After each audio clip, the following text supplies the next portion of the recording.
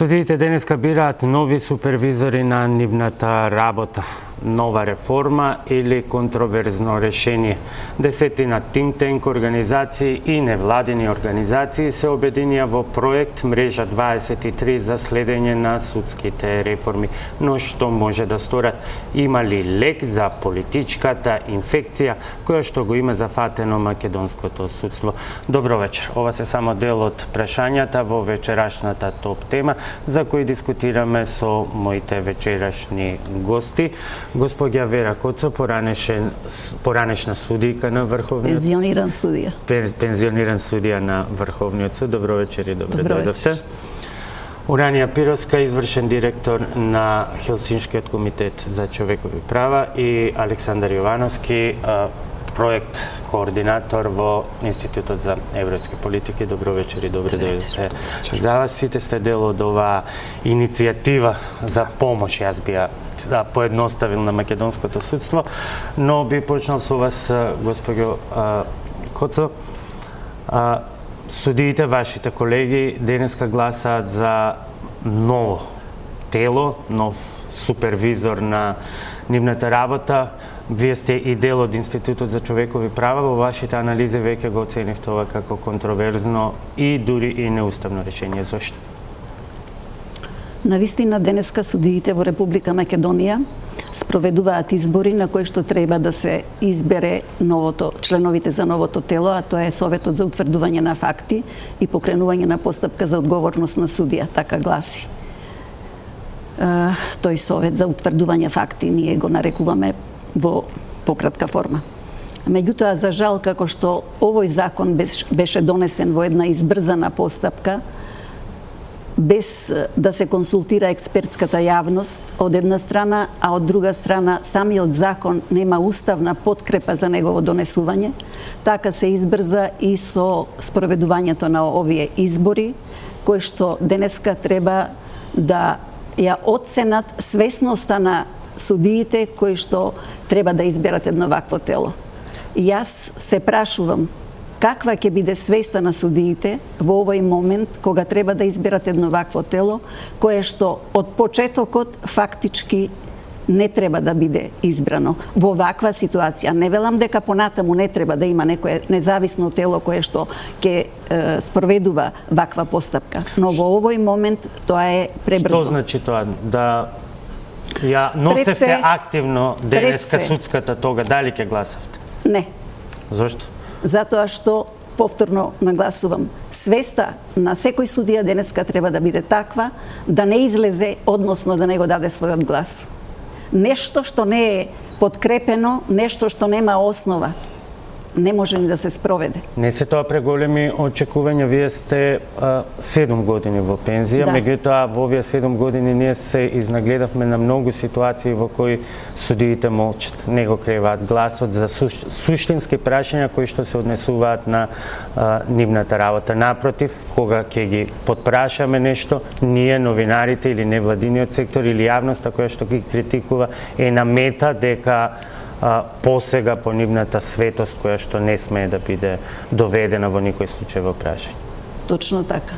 Најстрашното е тоа што судиите се многу пасивни во однос на сите збиднувања што ги тангираат нив, што значат добробит за нив, што значат да се створи во нашето општество една доверба пред се на граѓаните кои што треба и очекуваат од нив многу. Заради тоа судиите не треба да ќутат, туку треба својот глас да го искажуваат преку разни форуми и разни други мерки кои што можат да ги превземат и да го кажат она што им лежи на душата во овој момент. Но тие се доста пасивни. Не би можела да кажам од кои причини тоа се прави, но сепак настанатите состојби во судството се многу јасни и најверојатно е дека нивната пасивност се должи на тоа. Пировска, Јовановски, кога еден искусен судија ќе излезе со вакви констатации, што ви преостанува на вас како заклучок, како наблюдувачи на оваа ситуација? Упатени сте во судската проблематика, во правосудството, сепак не сте нели инсайдер, кога вакви оцени доаѓаат од луѓе инсайдери во професијата, сепак звучат многу по-загрижувачки. Да, но ние во принцип се согласуваме со тој став. Мислам, јасно е дека судството секогаш било мета на критики од речиси сите меѓународни организации кои што вршат некаков мониторинг во земјава, секако и Хелсиншкиот комитет кој што ги наблюдува судските постапки. Ние веднаш по донесувањето на тој закон со кој што се утврдува таа функција на Советот на факти реагиравме и потполно истата констатација стои во нашиот извештај, а воедно е и дел од заклучоците кои што ќе бидат дел од анализата на мрежа 23. Значи, тој манир на носење на закони, без вклучување на стручната јавност, без консултации со граѓанскиот сектор, доведе до тоа да ние навистина се соочуваме со еден куп закони кои што немаат основа, немаат потреба, немаат целисходност. Да не зборувам за тоа дека има и еден сегмент тука кој што е многу дискриминаторски, а се однесува нели на можноста членови на тој совет да бидат само пензионирани судови. Значи сега станува збори и за дискриминација врз основа на возраст. Меѓутоа, она што загрижува во, да речам, во становувањето на ова тело е дека фактички се преклопуваат ингеренциите на ова ново тело со судскиот совет. Јас не ја разбирам интенцијата и точно се согласувам дека треба да има тело кое што ќе врши надзор. Но ако ме прашате мене, јас би ги вложила напорите во градењето на интегритетот и капацитетите на судскиот совет. Да, тоа е следното прашање, само првичната оценка на Александар околу овој прашање. Па, токму така, само да продолжам она што веќе уранија го напомена. Идејата за мрежа 23 доаѓа токму во клучен момент. Иако овој проект кој го имплементираме заедно со Хелсиншкиот комитет е нешто постар од 2 години, сепак се совпадна со клучен период за Република Македонија, каде што поглавето 23 правосудство и темелни права добина огромно значење, особено во контекст на политичката криза и она што веќе е објавено од страна на Европската комисија како ургентни реформски приоритети. Судството не е проблем што ги имаме сега. Значи, судството беше една од темите кои беа дел од пристапниот од договорот за пристапување и е дел од сите наши реформски посветувања од страна на Република Македонија со цел членство во Европската унија. Она што сега го гледаме е она што веќе ние како граѓански сектор со години го укажуваме и во голем дел она што ние како имплементатори ги имаме во нашата анализа се совпаѓа со извештајот на господинот Прибеј, вклучително и оваа тема која веќе да, сите тие детали ќе ги разгледаме. Господја Коцо, уште малку би сакал да се задржиме на проблемот на новиот совет. Каде е конкретно проблемот? Во ингеренциите, законските надлежности или во самата интенција на законодавецот со едно недокрај обмислено решение да се залечат сериозните критики за политизација на судскиот совет како тело?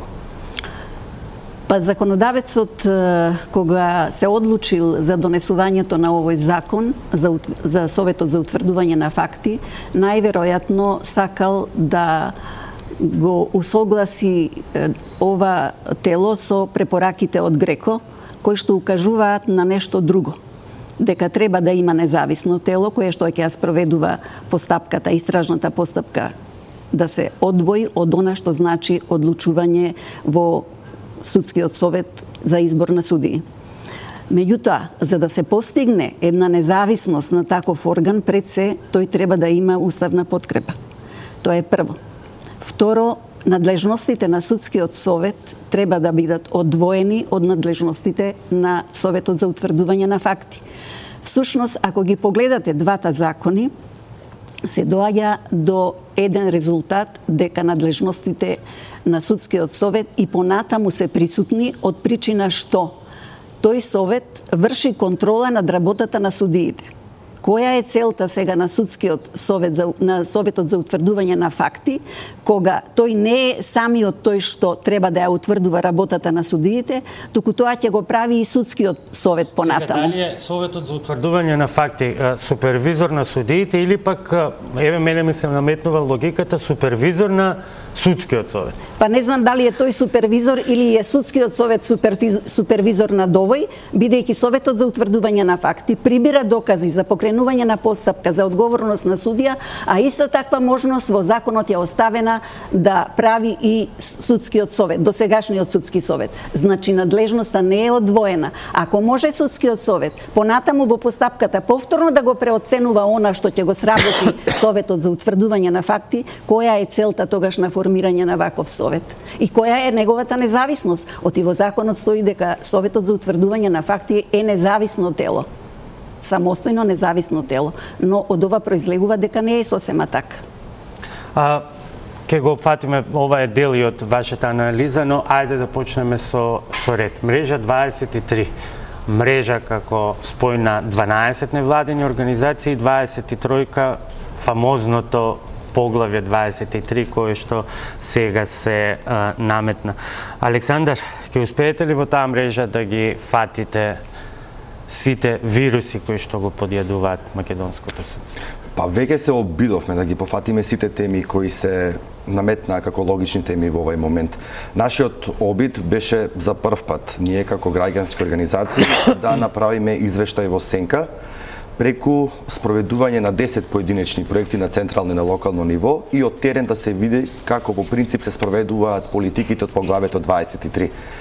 И нормално преку аргументи и преку докази да ги концепираме тие наоди, да ги презентираме пред пошироката јавност, што беше случај вчера, каде што на завршна конференција имавме широка дискусија околу тоа што ние утврдивме во оваа анализа и потоа да понудиме решенија до надлежните власти во Република Македонија, вклучително и судската власт, бидејќи голем дел од препораките се однесуваат токму и на судовите. Зошто мрежа 23? Таа е повеќе од потребна и овај рецепт не е оригинален и не е засебен за Република Македонија. Врз основ на научени лекции, особено искуството во Хрватска, каде што граѓанските организации беа ставени скроз на крај на процесот да се вклучат во поглавето 23, покажа дека улогата на граѓанскиот сектор, особено во ова клучно поглавје, е неприкосновена. Затоа нашата идеја... Кај нас тоа изгледа, простете ми, не сакам вас да ве навредам, меѓутоа ја отсликувам ситуацијата, кај нас тоа изгледа фраза. Бидејќи кај нас политичарите не се занимаваат со потребните реформи, а најмалку да ги третираат и сугестиите, барањата на think tank организациите, невладениот сектор на кој што вие припаѓате. Во последен период слушаме повици дека сите заинтересирани страни, односно сите чинители во едно општество треба да го дадат својот учинок. И идејата е токму тоа, значи независно на тоа што владата понудува како реформски план или акцијски план за спроведување на овие ургентни реформски процеси, нашето изворно действување е тоа да го презентираме ние како граѓански сектор. Ние сме сигурни дека она што ќе го понудиме ќе предизвика внимание и ќе го насочи вниманието кон утврдените недостатоци во моментално што се соочува Република Македонија, особено во контекст не само како реформа внатрешна. Ние тоа го врзуваме и со севкупниот напредок што Македонија го прави во процесот на пристапување. И секој од вас има посебни имаше и има посебни задолженија во целиот тој проект. Уранија, ваша одговорност беше она завршна анализа и заклучоци. Јас, иако се уште не е завршена и ќе се доработува и ќе се надградува, имав можност, ви благодарам, пред време да ја прочитам, но кога ќе прочитам дека во областа на правосудството првиот заклучок е не се почитуваат принципите на поделба на власти и на владењето на правото, особено поради партизацијата на институциите, вклучително и на правосудството. А, например, кога за фундаменталните права ќе прочитам дека мерката притвор се злоупотребува, дека постои политизација на администрацијата, на јавниот радиодифузен сервис, на Агенција за аудиовизуелни комуникации и така натаму, моето прашање е и што? Слушнато, повторено и до кога? Апсолутно, се согласувам со вас. Ова се констатации, мислам, кои што ние веќе години наназад ги презентираме во нашите извештаи. Меѓутоа сега има еден друг момент кој што јас и вчера напоменав дека ми дава одредена морална сатисфакција, а тоа е извештајот на делегацијата предводена од господинот Рајнхард Прибе. Имено јас тој извештај го ценам и како своевидна шлаканица за делегацијата на Европската Унија, која со години наназад, врз основа на нашите наоѓања и нашите извештаи, ги подготвуваше понатаму и извештаите со кои што се оценува прогресот на Република Македонија во евроинтеграциите. Значи, за прв пат, јас се соочив со извештај во кој што буквално, онака како што треба, се имплементирани нашите заклучоци, нашите констатации, нашите препораки. Знаете вие дека при подготвувањето на тој извештај на господинот Прибе, невладиниот сектор, односно граѓанските организации беа во голема мера вклучени. Значи брифинзите не беа правени само со да речем владени функционери, туку и со луѓе од невладиниот сектор, и дури би рекла можеби и повеќе. Беше невладиниот сектор вклучен во подготовката на овој извештај. И точно е, да, многу пати јас се фаќам себе си да се наоѓам во ситуација да ги повторувам едните исти работи. Но мислам дека овој извештај како да го стави печатот или можеби ја отвори новата етапа во она што понатаму ќе се случува. Кои се препораките? Имате ли верба дека таквите препораки овој пат ќе се имплементира? Јас имам верба дека овој извештај токму тоа и сакаше да го покаже. Дека толеранцијата на досегашните состојби веќе нема да биде случај. Со оглед на тоа дека вие знаете дека во тој извештај се наведува дека има индиции за кривични дела кои што е неопходно да бидат испитани.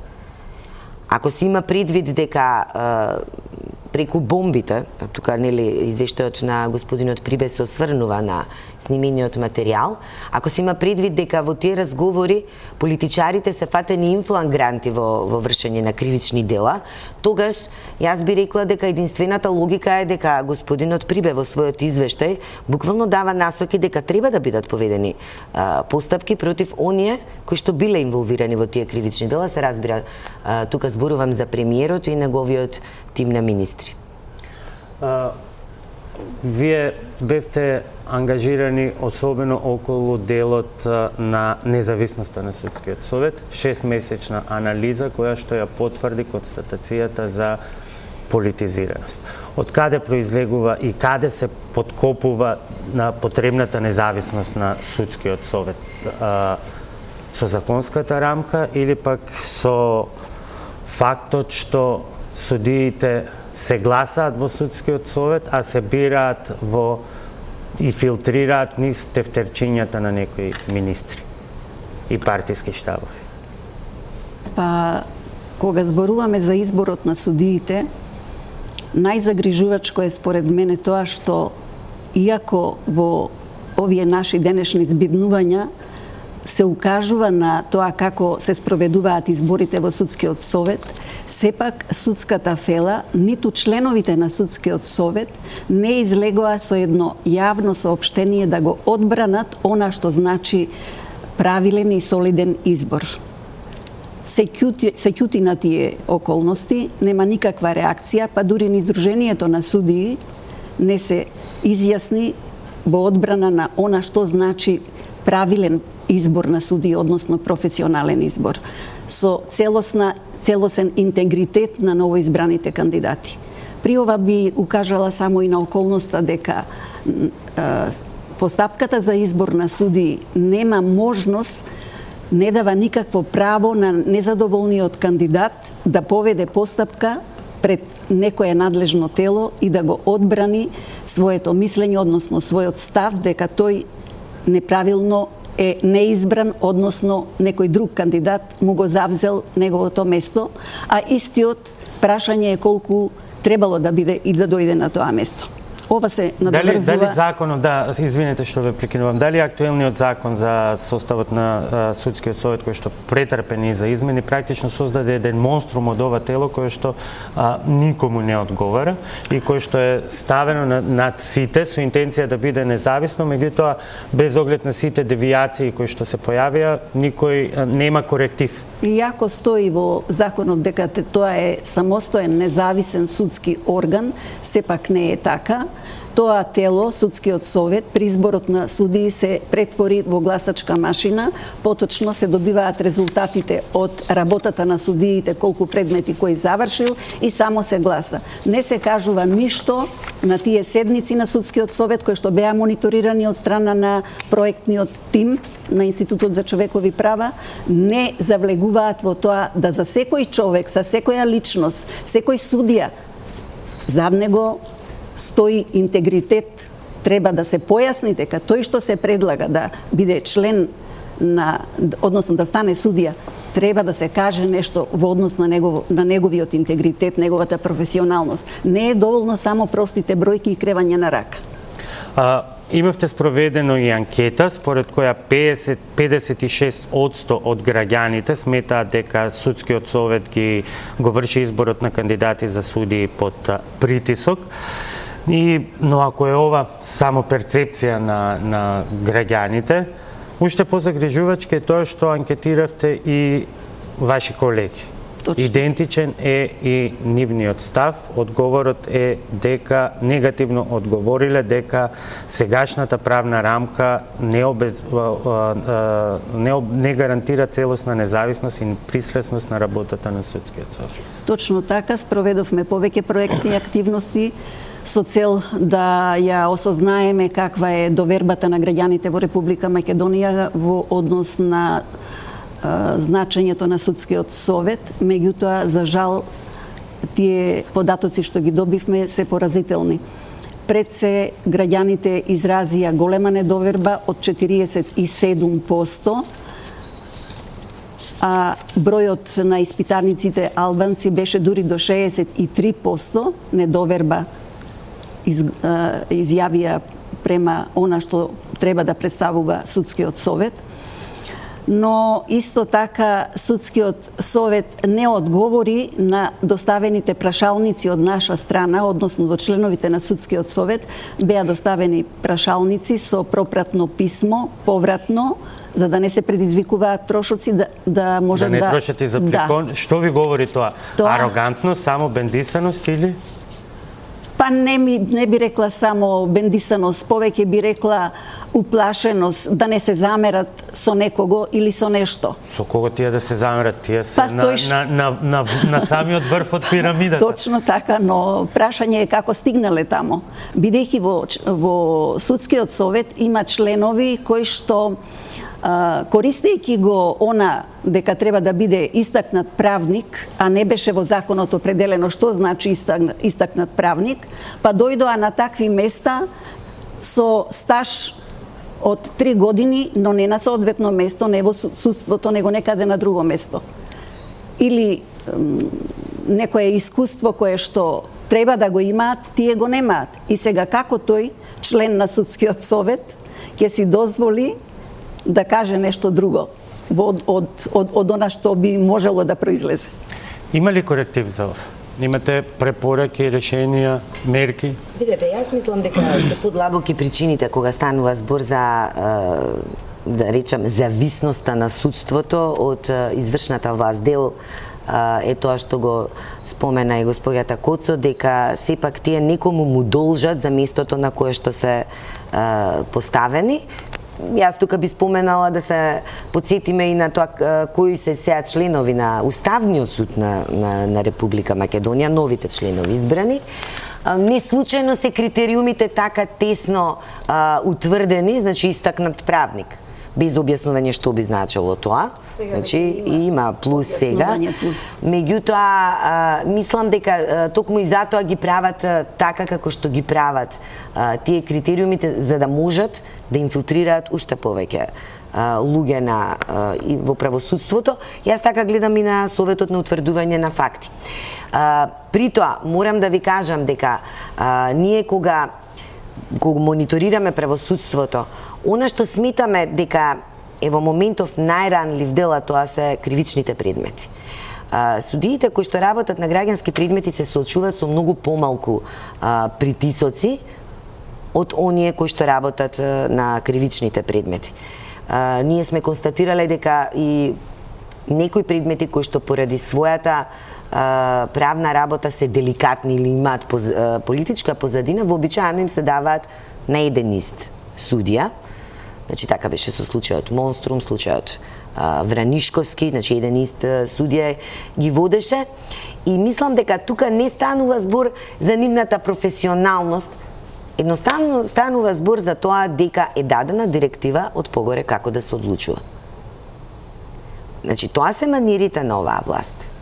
Почнувајќи од самото апсење и приведување со кршењето на принципот на презумција на невиност, веќе од самиот почеток вие транспарентно имате слика за тоа како се врши притисокот.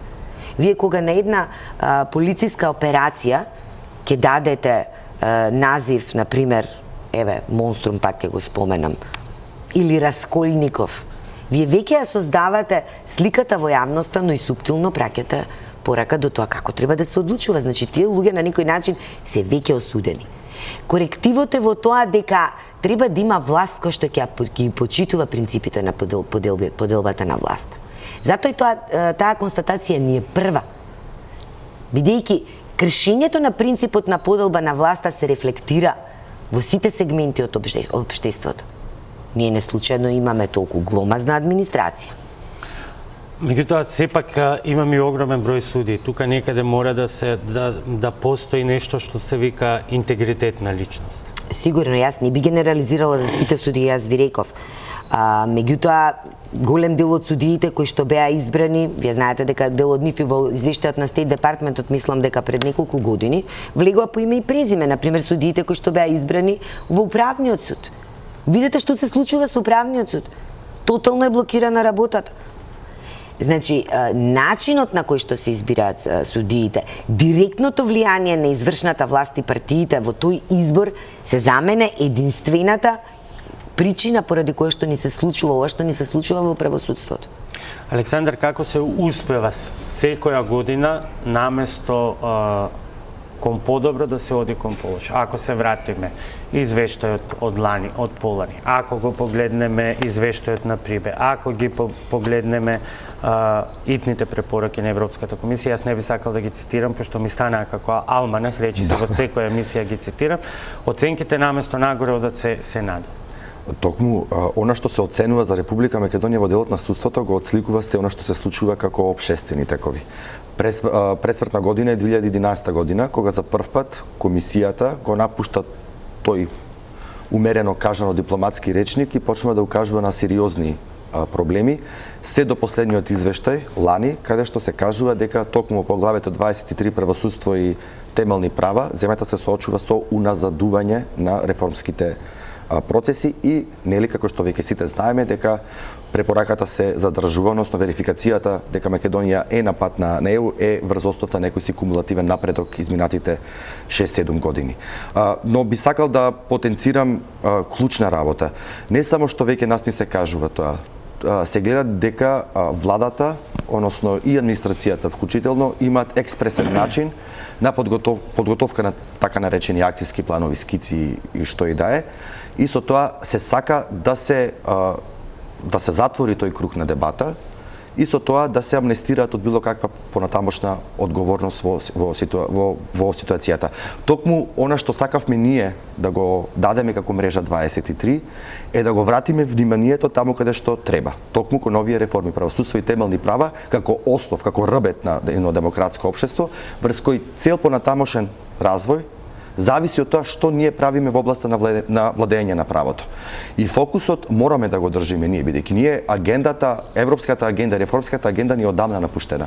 Да, сега во последниот период слушаме некои напливи на европеизам, се со цел, нели, да се турне овој процес на страна, и токму мрежа 23 преку своите активности има за цел да го врати фокусот таму каде што треба, да се дискутира прво меѓу нас преку вакви анализи кои се базирани на докази, бидејќи овие не се констатации од некаде.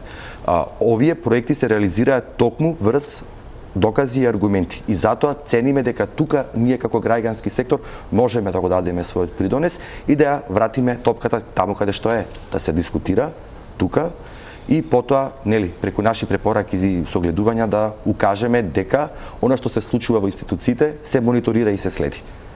Кои се конкретните мерки што ги предлагате и начините за подобрување на состојбите? По кратката пауза за реклами, останете со нас. Вера Коцо, пензиониран судија на Врховниот суд, Уранија Пировска, извршен директор на Хелсиншкиот комитет, и Александар Јовановски, проект менеджер во Институтот за европски политики, се мои вечерашни гости.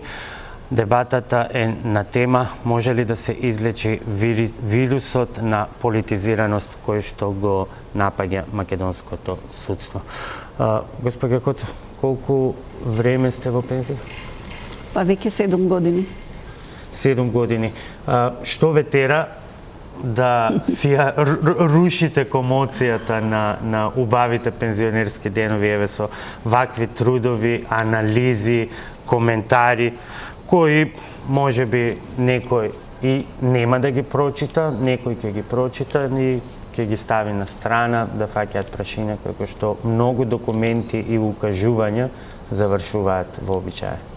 Па независно од тоа кој како ќе го третира тоа што сакам се уште да допринесам во сферата на правосудството, поточно во браншата во која што го проведов работниот век, од приправник па до Врховниот суд, постепено се искачував и секако дека овие состојби ми се многу познати и на некој начин чувствувам одговорност дека и понатаму треба да допринесувам. Пензионерските денови се едно, меѓутоа ако пензионерот го служи умот, може се уште да допринесе и те како може да допринесе, согледувајќи ги овие состојби не само од времето кога јас бев активен судија, меѓутоа и новонастанатите состојби секако дека ме засегаат. Не ми е се едно да слушам постојано како се критикуваат судиите, како судството не чини, како има проблеми и така натаму.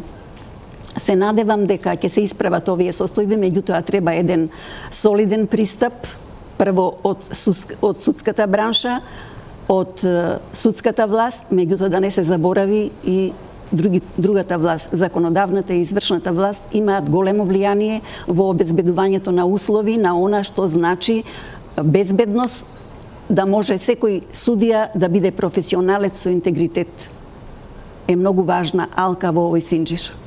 Што ги плаши вашите колеги да проговорат за проблемите со кои се соочуваат? Па имам впечаток дека некако дека настана една состојба на пасивност. Како да чувствуваат дека сето она што се случува не е во нивна моќ да го исправат. Иако не се согласувам дека е така. Судиите во денешните услови се добро платени, значи не е тука проблемот.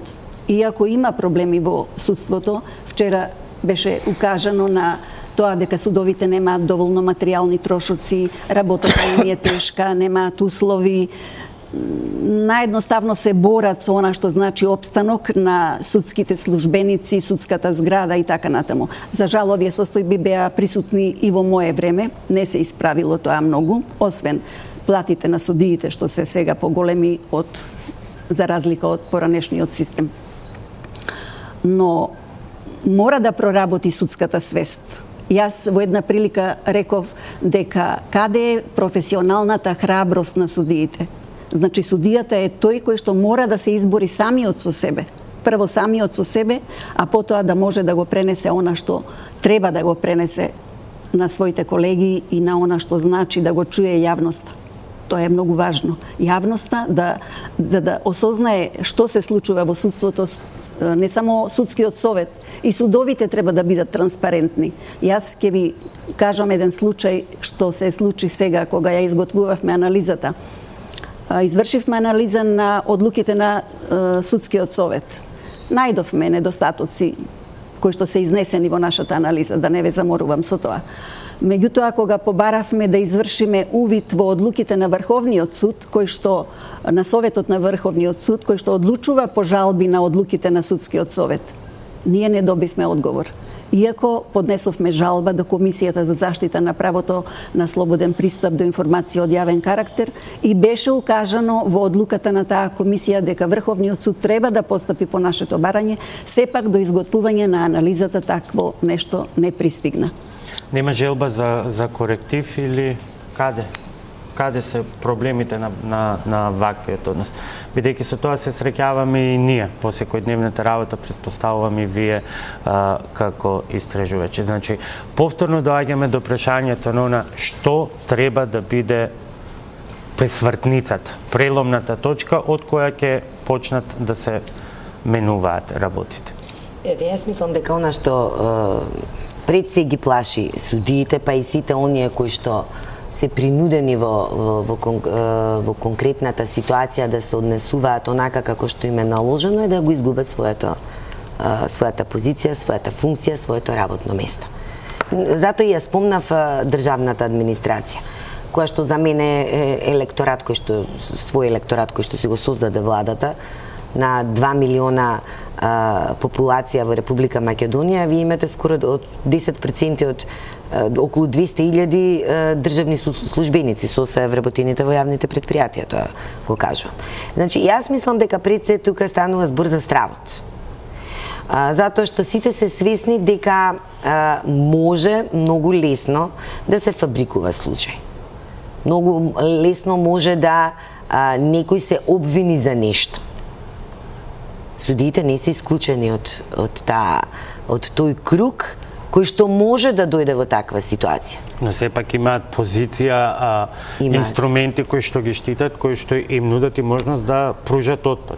Кои инструменти им стојат на располагање, а кои што не се повторно под влијание на извршната власт и на партиите.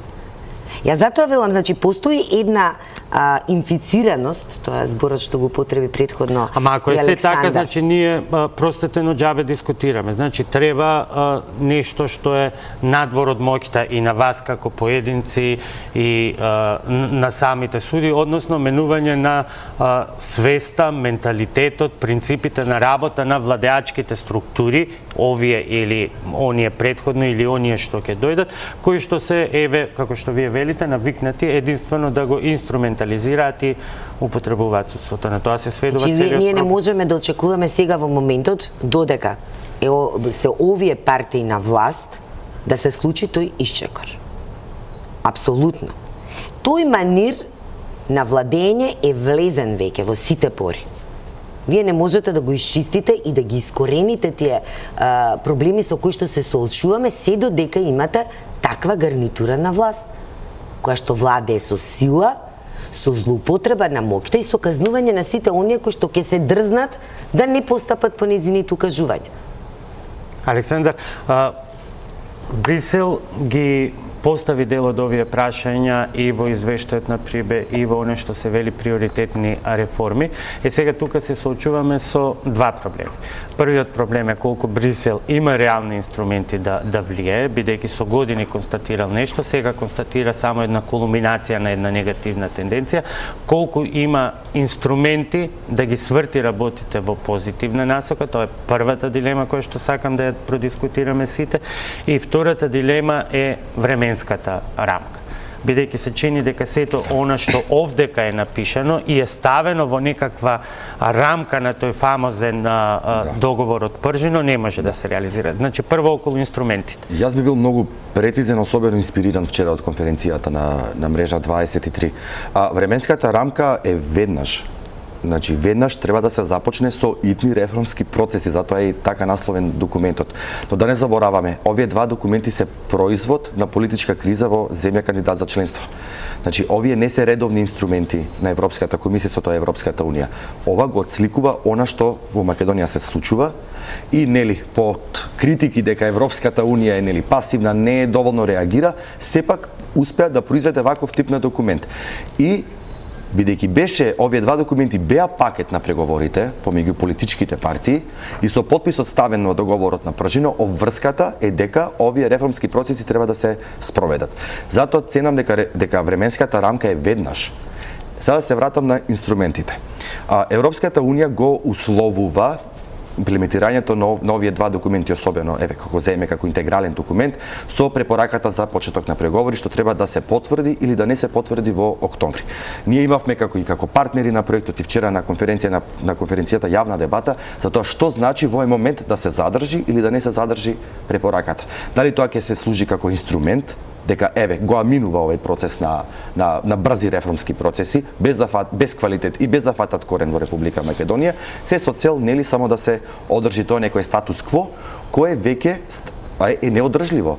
Условно кажано, препораката и веќе е мртва, бидејќи ништо не менува во Република Македонија, нит забрзува реформи, нит дава квалитет на реформите, особено во областите на правосудство и темелните права. И трета работа што сакам јавно да ја поставам, се кажува дека владата останува реформски посветена и дека е про-ЕУ. Добро, во ред. Останува легитимно прашањето. Ако се знае дека поглаве 23 е прво поглаве што се отвора на почеток на преговорите и последно се затвора, тогаш треба да се покаже вистински сенс за тоа што значи реформа во област на правосудство и темелни права. Ние веќе одредниците за отварање нова поглавје ги имаме. Нас не ни треба скрининг да добиеме, да сватиме што е тоа што е проблем. И ние како 11 организации... Јас прашувам од што да се почне, бидејќи ако тука читаме, судство. Прво, деполитизација на именувањата и унапредувањето. Професионализација на судскиот совет. Депрофесионализација. Не, осигурува јакнење на професионализмот во судскиот совет. Но на членовите на судскиот совет да се изврши депрофесионализација.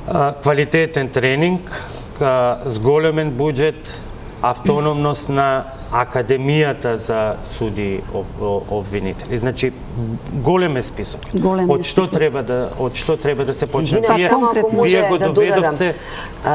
Кажете ми, каква е таа волја за реформи, кога еве слушаме дека денес и покрај сите укажувања на невладиниот сектор и на експертите во судството, тие денес бираат членови.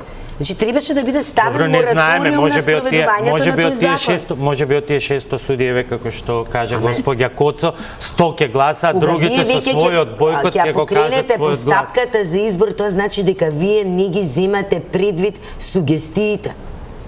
Значи, требаше да се стави мораториум на тој закон. Ние веќе слушнавме вчера. Точно е тоа дека послушноста на сегашниот судски совет продолжува. Првата постапка за избор на членовите на Советот за утврдување на факти треба да ја спроведат членовите на судскиот совет. И тие следејќи ја таа насока предвидена во законот, тие денеска го спроведуваат изборот. Тоа е. Што значи тоа? Инаку би биле повикани на некаква одговорност затоа што не ја спровеле постапката во предвидениот рок. Таму има рокови во законот предвидени за овој избор денешниот. Но ништо не ги спречува како судски совет да излезат и со став да кажат дека дајте луѓе ова не чини да го не ги спречува. Меѓутоа, повторно ќе кажам, тоа е храброста на професионализмот. Каде е? Секој за себе одговара. Интегритетот не може да ни биде наметнат од некого. Личноста го има или го нема тој интегритет. Или овие сега што се спроведуваат тестовите за интегритет.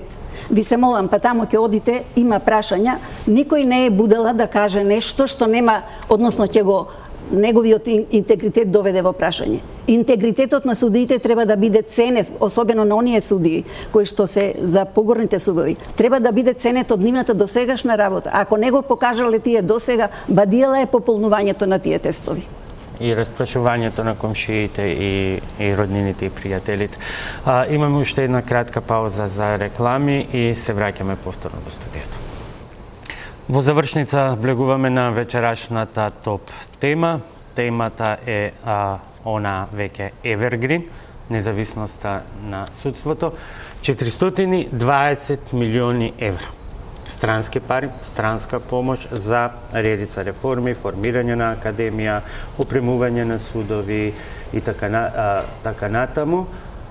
И сето тоа, ако се прочитаат сите овие извештаи, еве не вашите, странските, бидејќи владата ги прифати како релевантни и подготвува акцијски планови, ова е се уште не само незавршена приказна, туку приказна која што постојано се враќа на почеток и оди во некаков ќорсокак. Од каде таксативно да се почне со конкретни потези, вклучувајќи го и она што го спомнавте, потребата од менување на волјата, амбиентот и така натаму. Па пред се мислам дека треба да се усогласат овие закони со уставот, со меѓународните стандарди од оваа област во однос на она што значи судство, па потоа да се предвидат во овие закони што се актуелни за интегритетот и професионализмот на судиите, да се предвидат одредби кои што навистина ќе обезбедат нивна заштита, ќе обезбедат солидни постапки за избор и разрешување и дисциплинска одговорност од една страна, но и изборот на судиите, таа постапка мора да биде правилно регулирана. Има ли потреба од менување на системската законската поставеност, бидејќи она што го читам и во сите извештаја дека законите не се проблем е имплементацијата, или сепак треба да се менуваат и некои инструменти? Има многу забелешки околу работата на Академијата. Актуелни случувања на површина го ја изфрлаат позицијата на обвинителството. Значи, постојано се отвараат нови прашања. Што и во кои сегменти таксативно според вас би требало да се менува? Во кои сегменти? Па пред се реков регулативата, законската регулатива која ќе овозможи правилен избор на судиите, правилна постапка за разрешување и дисциплинска одговорност, и тоа во овие закони, во овој закон сега што треба да се донесе, односно што е донесен, но најверојатно треба да уследи некоја измена на истиот, бидејќи уште кога се донесе во февруари месец оваа година, можете да замислите веднаш следуваше измена на тој закон. Значи, во таква една скратена постапка донесен закон не може да предвиди све што е потребно за едно со едни одредби кои што ќе можат да се применуваат и кои што ќе бидат од значење за оваа бранша во судството. Во однос на Академијата, секако дека и таму има проблеми, а најмногу ме зачуди вчерашното искажување дека кандидатите што излегуваат од Академијата не можат да се справат со почетокот на нивната професија, односно започнувањето да судат. Па дури слушнав дека се предпочита да повторно се врати старото решение, да дел од стручните соработници кои сега немаат право да конкурираат во основните судови, да се најде начин да истите некако бидат вклопени во оваа шема, односно да и тие можат да конкурираат, мислам на почетен судија, не за напредокот погоре. Навистина е тоа страшно ако една академија за обука на судии се довела во таква ситуација да не обезбеди солиден кадар, што значи судија кој што ќе може да започне да суди. Па да ви кажам, порано кога ние станувавме судии, долго време проведувавме како приправници и стручни соработници, но кога ќе седнеме во судница бевме судии. Не велам дека и денешните нема меѓу судиите професионалци. Час и чест на таквите случаи. Меѓутоа, за жал, вчера беше изнесено такво мислење, дека од Академијата излегуваат кадри кои не се доволно обучени. Или фали период на обука, или треба некако да бидат вклучени повеќе во праксата на судовите. Оти тамо се учи она што значи да бидеш судија.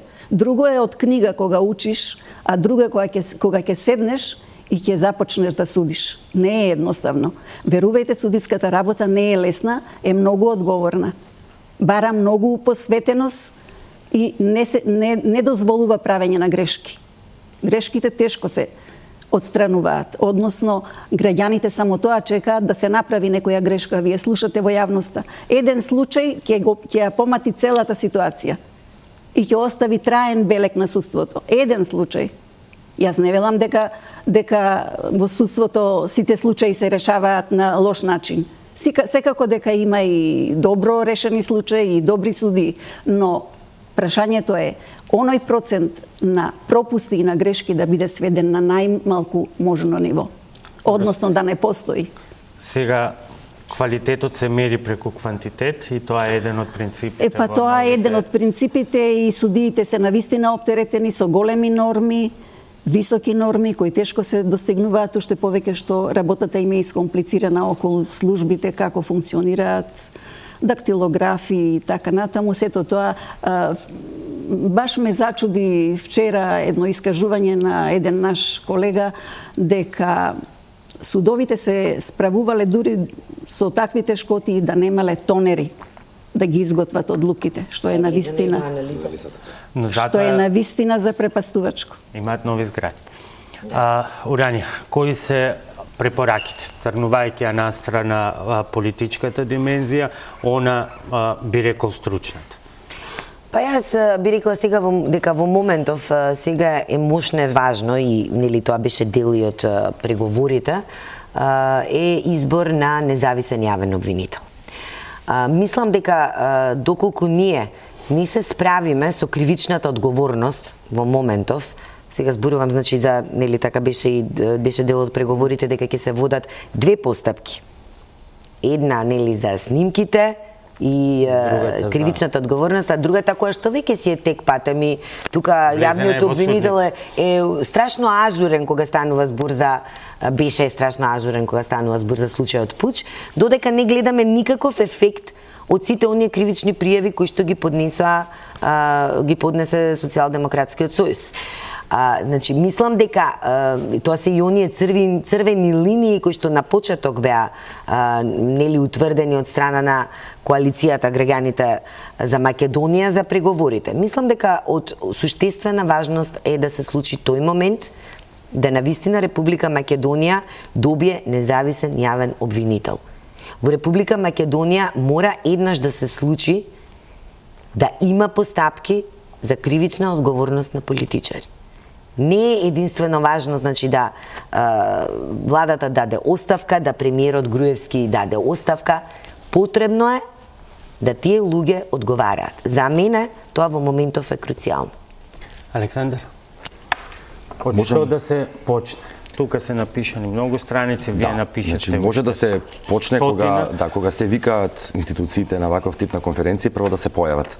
Бидејќи ние овие, значи во овој проект го спроведуваме подолг период и веќе знаевме, значи знаеме кои се темите, знаеме кои се приоритетите, беа на време известени, некои прифатија, после некои откажаа, значи тоа така треба да се почне. Треба да се почне што значи носителот на јавна функција прво ќе се појави кога група на граѓански организации релевантни ќе го повикаат или ќе ја повикаат личноста на конференција да чуе што е тоа што е спремено и плюс цела администрација која работи на овие теми. Тоа е првиот почеток. Втората поента е политичката волја како клуч. Значи ќе се мери напредокот во овие области. И тоа зависи од политичката волја. Доколку сакаме да ги ослободиме институциите и сакаме да направиме модел на правосуден систем во Република Македонија, тогаш тоа ќе се види многу брзо. Ќе се види денес, ако ја усвојат оваа одлука и потоа ќе се гледа низ низа на резеви кои ги планираат во акцијскиот план, што нажалост до ден денес уште ние како граѓански сектор немаме увид во тоа што е се тие предлог мерки.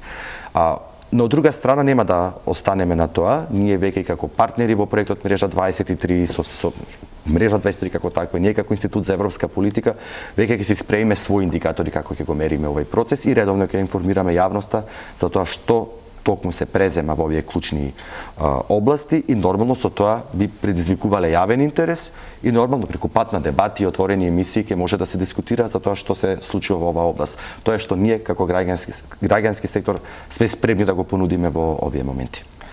Господин Коцо, би завршил со вас.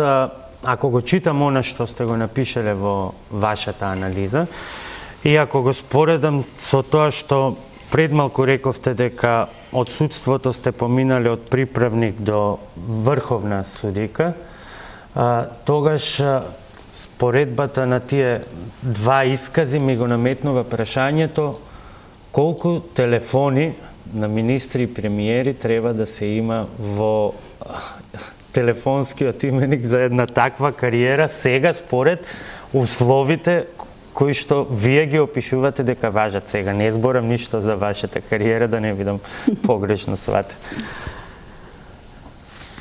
Во времето кога јас ја остварував мојата животна кариера, не дека немаше и тогаш можност за телефони. Меѓутоа беа тоа многу малку случаи и ние ги знаевме кои се тие. Но сега се почесто се оди на тоа дека некој треба да стои зад тебе за да те турне, што е грешка. Самите судии треба да се изборат во своето напредување, професионално напредување. Што значи тоа зависело од личноста, од интегритетот на личноста, а сега е станато систем? Сега е битно да се изборат судиите за својот интегритет преку професионализмот, самостојноста, да можат нивната самостојност, нивниот интегритет да дојде како прв и од значење за нивниот напредок. Заради тоа во оваа законска регулатива што сега на која укажуваме дека има пропусти, ќе го овозможи тоа и на некој начин ќе ги ослободи судиите во тоа да превземаат активности за нивни напредок. Да не бидат пасивни од она што се случува нив ги засега најмногу. А со тоа ќе се зајакни и довербата на граѓаните. Со Пировски и со Јордановски се гледаме почесто на дебати, им благодарам нив, но посебно ви благодарам вам за вечерашното гостување и за тоа што решивте да проговорите јавно и да споделите дел од вашето искуство, но и да упатите, според мене, моќни и значајни пораки. Ви благодарам. Благодарам и јас на поканата. Ви благодарам и вам. Почитувани, тоа беше вечерашната топ тема. Продолжуваме и понатаму со нови дружења, нови теми, нови анализи од понеделник. Бидете со програмите на Телмо.